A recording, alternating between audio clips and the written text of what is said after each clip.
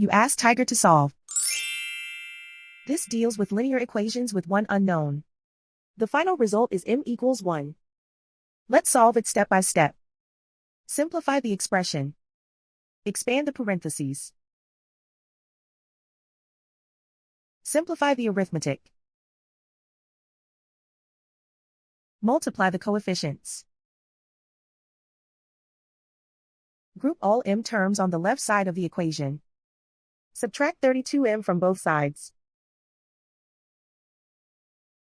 Group like terms. Simplify the arithmetic. Group like terms. Simplify the arithmetic.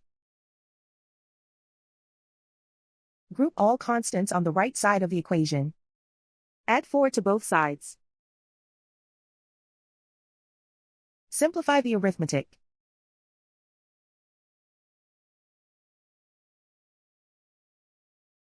Isolate the m.